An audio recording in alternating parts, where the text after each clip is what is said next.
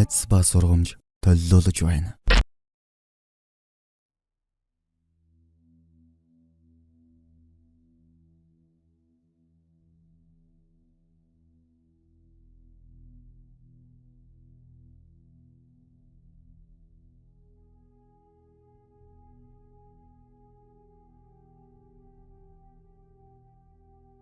Би одоо 29 настай.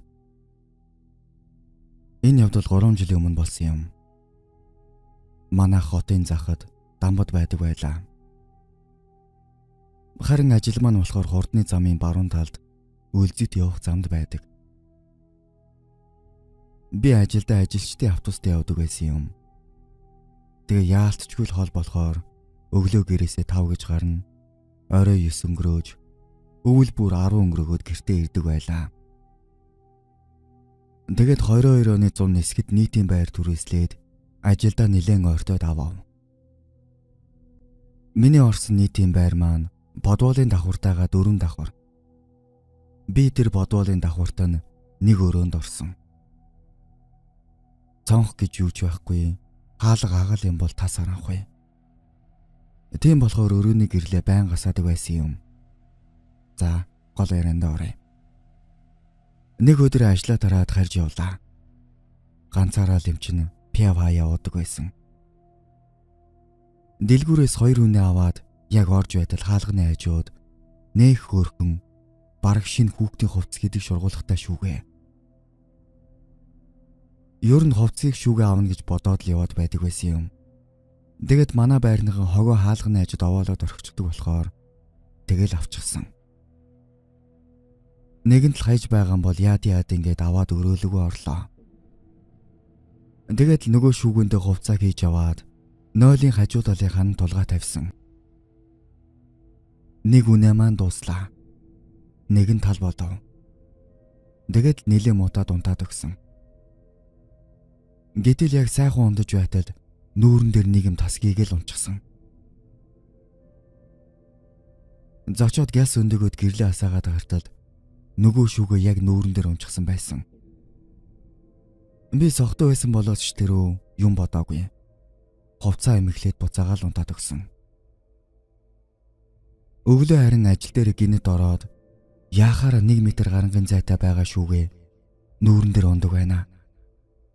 Тэгээд ядахнаа бэлтан шалан дээр 4 хөлтөө шүүгээ зүгээр байж байгаа дунмааргүй юм да.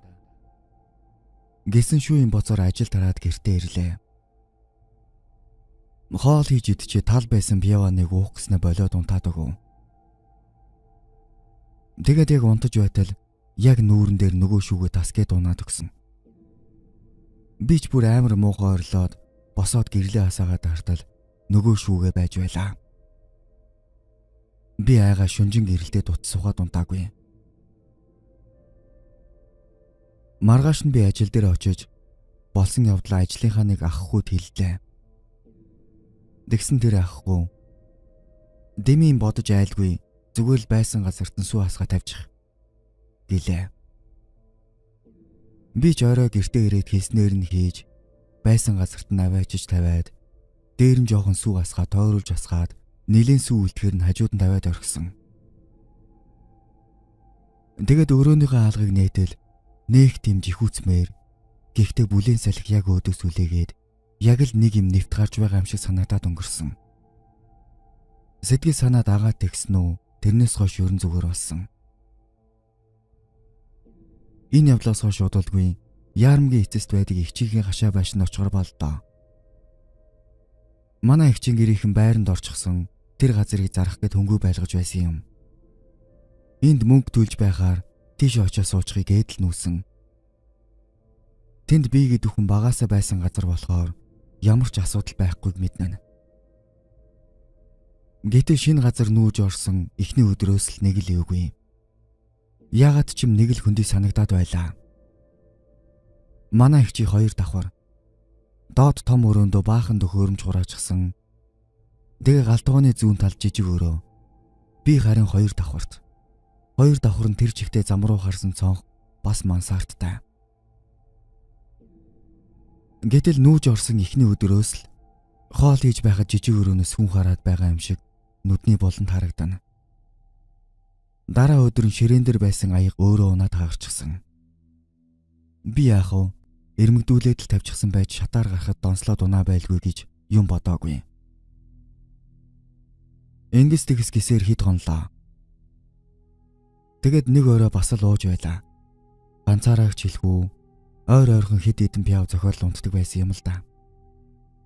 Яг л сайхан унтаад байж байтал доор хаалга дуурч хүн орж байгаа чимээ сонсогдов.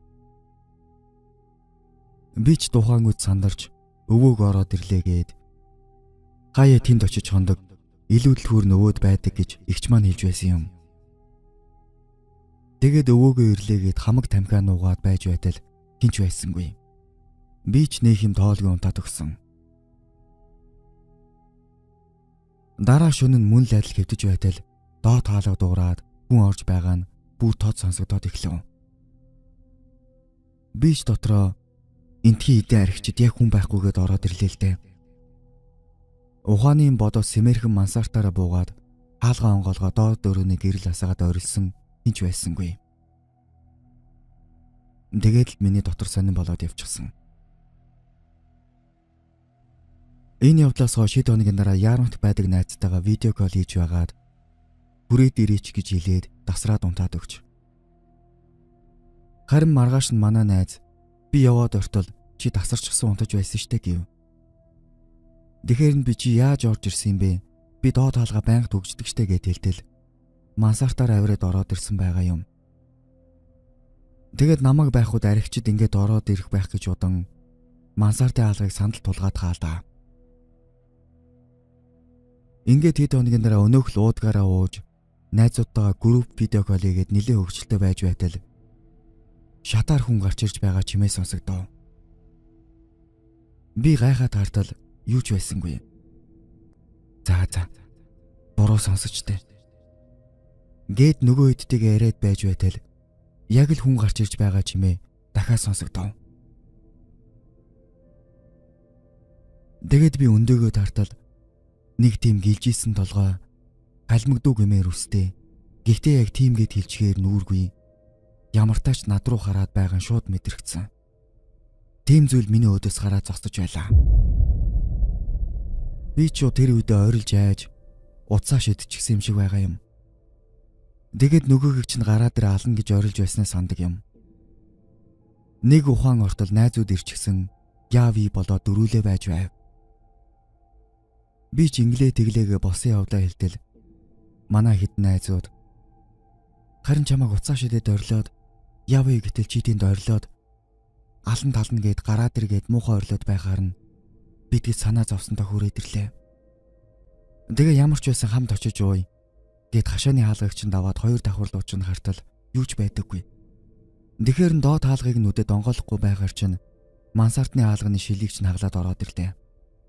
Тэгээд орж ирээ чамаа хартал чи тэр болон цаашаараа суучихсан ямар ч хөдөлгөөнгүй байсан.